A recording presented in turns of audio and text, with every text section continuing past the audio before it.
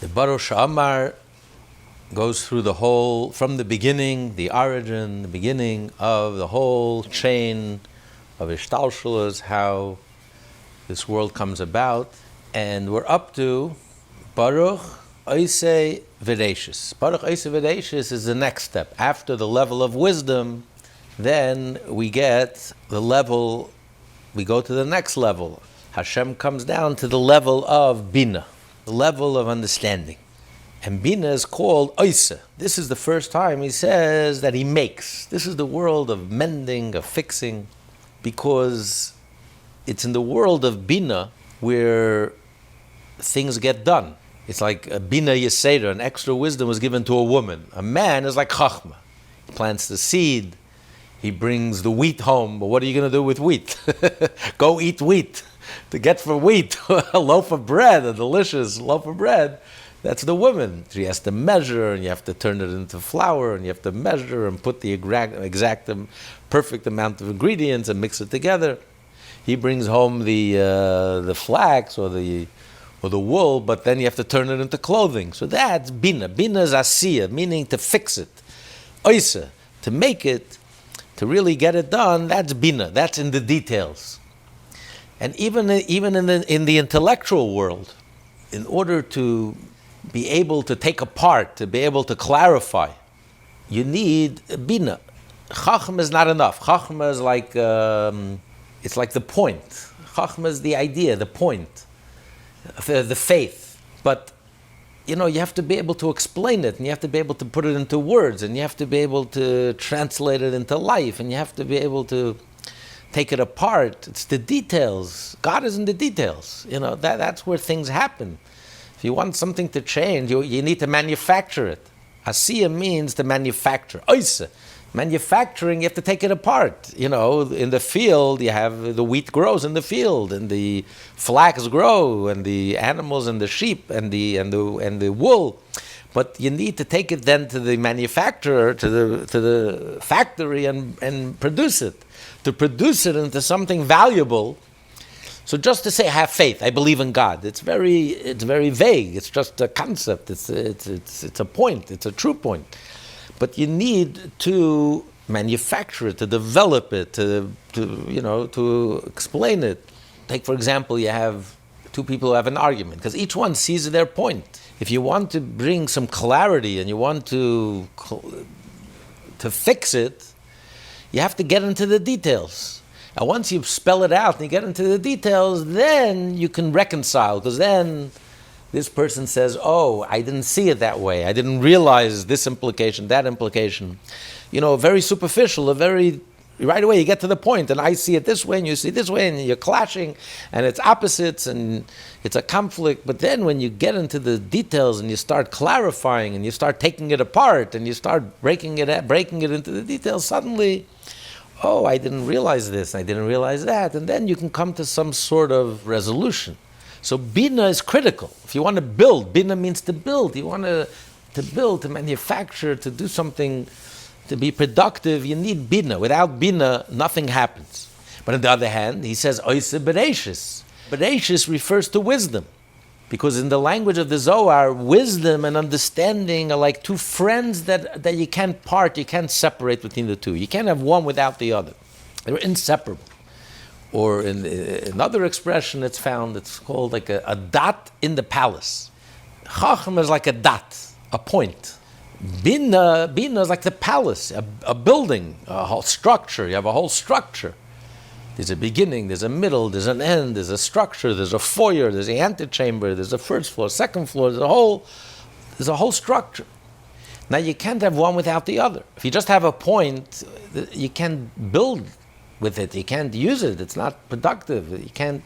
So of course you need to have the details, and it has to be fully manufactured.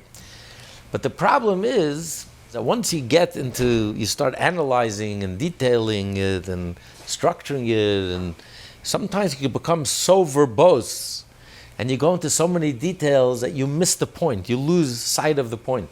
And then you could end up talking about things that are completely irrelevant, and it just becomes confusing. In the language of the Talmud, because of his sharpness, he was so sharp that it led him to make a mistake. Because you get so carried away and you move so far, you become so far removed from the point. The idea is the point has to be in the palace. That the palace and the whole structure has to be faithful to the center, faithful to the point.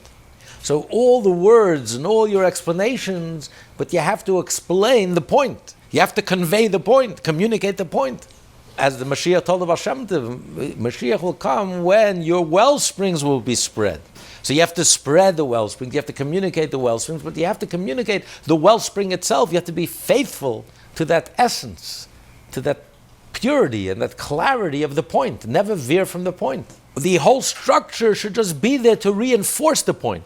You're explaining it this way, the other way, and by the time you're done explaining it, it's become so clear. But it all has to focus. You have to keep the focus. It's all about remembering the point, being faithful and true to the point, to the source. Chachma is the source.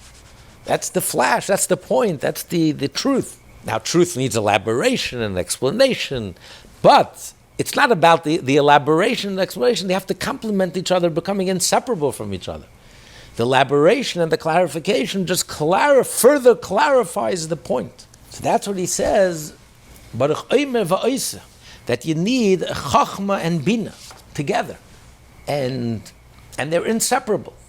So we find, similarly we find that, we say that a person has freedom of choice, right? But which part of us really has freedom of choice? We don't really have, nothing in this universe can truly have freedom of choice. Because everything has a source. So everything is defined by its source. The light has a source. The light doesn't have a choice. It can't be different than the source. Everything has to be faithful or is defined by its source. You don't really have a choice. The only one who truly has freedom of choice is the source, Hashem. Hashem has no source. So Hashem can choose. Hashem is the only one who truly has freedom of choice. He could be out of the box. He's not limited. But anything that's created or anything that comes from Hashem, everything comes from Hashem, really, you don't really have a choice. You can't really step outside of the box. You can't really, it's only today that people decided that they have a choice, freedom of choice, full freedom of choice. A man decides he's a woman. A woman decides he's a man. The fact that biologically you're a man and you're biologically a woman, no, it doesn't mean anything. I choose. If I choose to be, then I am. There's no science, there's no facts, there's no truth, there's no reality. I choose what my reality is. If I choose to be a donkey, then I'm sure they're going to sue you. You're going to have to call me a donkey because I chose to be a donkey. Or you tell me I'm not a donkey. Of course, I'm acting like a donkey, and I'm thinking like a donkey, and speaking like a donkey. Surely I must be a donkey. I mean, after you're arrested, you're discriminating. You dare not call me a donkey. This is the insane world that we live in. It's insanity, right? Because it's ridiculous. You're defined by what you are. You can't pretend to be something that you're not. It's delusionary. I mean, if you want to be locked up in an insane asylum where you belong, but you are defined by what you are. You can't change it. Someone today sued, there's a dating society that only allows for younger people. And this person was too old. He was 60 years old. So he sued them in court. He says, I decided that I'm 20.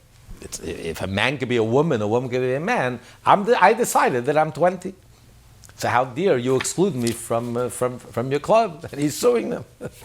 So, this is delusionary. You are what you are. You can't pretend. We don't really have freedom of choice. It's not your choice. You didn't choose to be born. You didn't choose to exist. You didn't choose to be a male or female. These are not choices that are given to us. It's not your choice. You are defined by what you are. Period. That's it. Everything has a source. You can't step outside and you can't pretend to be something you're not. The only one who has a choice is Hashem. Hashem is not defined by anything or anyone. Hashem is absolute. So Hashem decides. And whatever Hashem decides, that is. Why is good and evil evil? Because Hashem decided. Ultimately, why is a man, a woman, a woman? Because Hashem decided. Hashem created you a man. He says a man is a man. He created a woman is a woman. So Hashem decided, and that's it, and that's good, and that's fact, and that's truth, and that's reality. Hashem is the only one who has true freedom of choice. Hashem is the only one who can decide what is good and what is evil.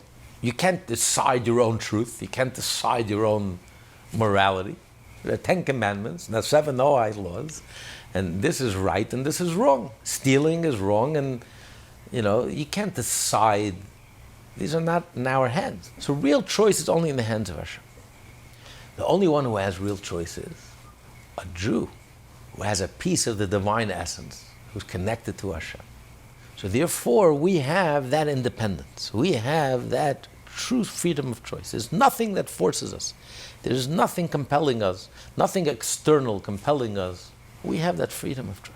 We've chosen to be Jewish, even though it makes no sense. But we've made that choice. This is who we are.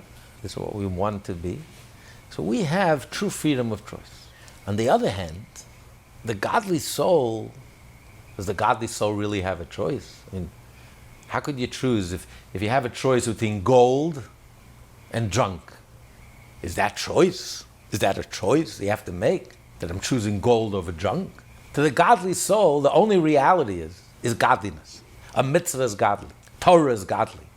Speaking to Hashem, davening is godly. Doing a mitzvah, a favor, doing an act of goodness and kindness, being godly and giving and kind and generous, this is godly. For a godly soul, this is reality. Nothing else means anything. It's more than the distance between gold and junk. It's even less than junk. The godly soul despises anything that's not godly is despicable. So what, you need a choice. What choice is there? Is there an option? There's no choice. So choice is not for the godly soul. Choice is for the not godly soul, for our rational soul. Our rational soul has to make a decision, has to make a choice. You have 2 options open in front of you. 2 equal options. On one hand, the rational mind, the rational soul, could appreciate the value of the soul, spirituality, godliness, truth. It's a value that he can appreciate its value. On the other hand, he can also appreciate this world, everything this world has to offer. This world has a lot to offer. When the Alter Rebbe was arrested and he was in prison in St. Petersburg, it was a pretty brand new city and it was beautiful, stunning. It's like one of the most beautiful cities in the world till today. So the Alter Rebbe was the first time he was in the capital, in St. Petersburg. You had Moscow and St. Petersburg. But he said he was in St. Petersburg, and he said his comment was, Esav hat sich nicht genarrt. Esav and Yaakov took the world to come, and Esav chose this world. He says Esav was no fool. he knew what he wanted. There's something to say for Esav's choice.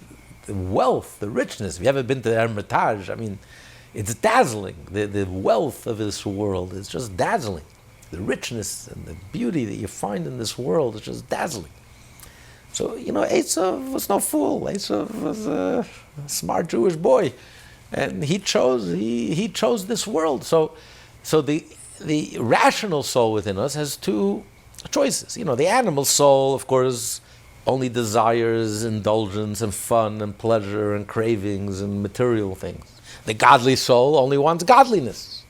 So there's no choice. There's nothing to choose from. The animal soul is pulled towards the physical, the material, and the godly soul is pulled exclusively towards godly things. It's the rational soul that's in between that can hear both sides, can evaluate both sides, like objectively, is detached and says, you know what, I see the value and the attraction of the godly soul. It has a lot to offer. Eternity, truth, godliness, holiness, depth, meaning, purpose. But I also see the attraction of the physical world, the material world. There's a lot to, $1 billion, $1 billion, nothing to sneeze at. It has value. It's something special.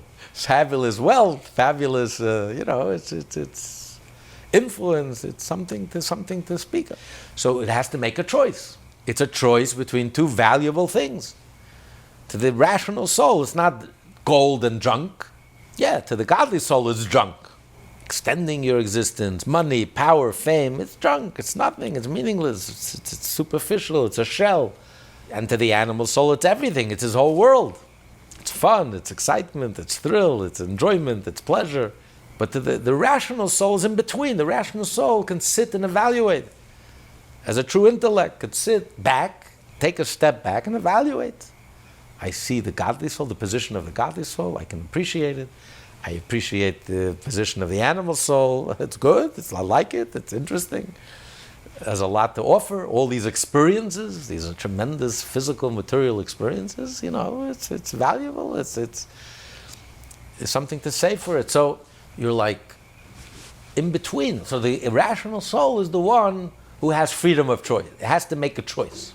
And you have to make a choice, and you have to come to the realization that really it's godliness that's real and genuine. And I should pour all my energies and focus on godliness, and that should be my choice. So Hashem gave us a choice. He gave us a world that offers two opportunities, two paths in life. And He wants us to make that choice. He wants the rational soul, the human being, to make that choice. So that's like Bina. Bina is the world of understanding. You have to think, you have to analyze, you have to come to an understanding, and then you make a choice based on your understanding. But Bina alone is not enough. Bina needs Chachma. Chachma represents the godly soul, the point, the truth, the understanding there's no other reality besides Hashem, that really nothing exists. There's no ego, there is no I, there's no craving, it's all a shell, it's all external, superficial. That's not reality. It's less than junk versus gold. It's nothing. So if a person is just left to his own devices, just left to your own intellect, a person could think, I could be a brilliant mind, a brilliant intellect, and I'll come to the truth. I'll realize the truth. I'll reach the right conclusion. In real life, it doesn't work that way. Because if you follow the mind is a funny thing. And the mind can come to the wrong conclusions. It's not reliable. And it has to be the mind that comes to that realization. Because that's the arena of choice. The arena of choice is in the mind, the world of the mind. In the world of the godly soul, there is no choice. Of course I'm choosing Hashem. There's nothing else besides Hashem. Nothing else exists. The arena of choice is in the world of Bina. There's a big world, and there's a lot to think about, and there's ideas and concepts. That's the arena of choice. But in order to make the right choice in that arena, I need the help. It's inseparable. I need the Chachma. I need that faith of the godly soul, that clarity, that truth of the godly soul has to illuminate my understanding. And when it illuminates my understanding, then my understanding is genuine and authentic. And then my mind will will make the right choice. Because when I have my faith at the center, and I build around that center, then I will always come to the right conclusion. I will make the correct choice. Because it's true, even intellectually. Of course, Hashem is the right choice, and godliness, and Torah, and mitzvot, and morality, and ethics, and spirituality, and kindness is the right choice.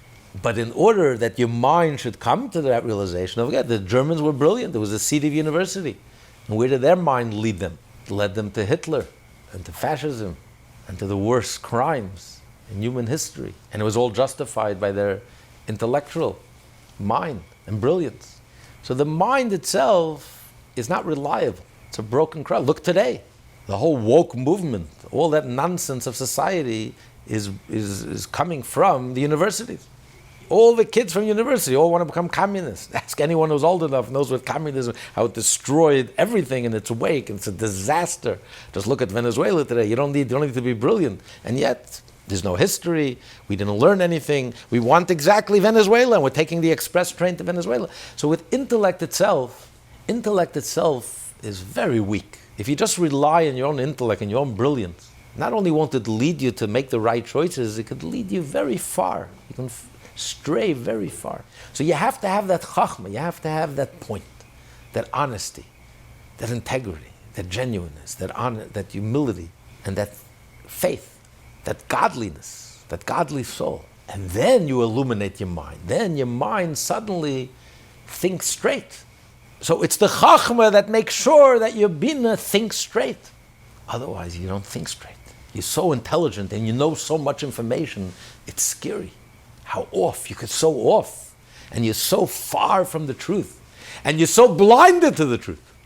It's staring you in the face and you just don't see it because you're so clever and so sophisticated and so intelligent and so cynical and jaded that you just completely warped and distorted everything to lead you away from Hashem, to lead you away from the truth. So Chachma without Bina doesn't work. Of course the godly soul has faith in Hashem, but that's not my arena. I'm a human being. I live in the world of Bina. I live in the world of intellect. I live in the world of ideas.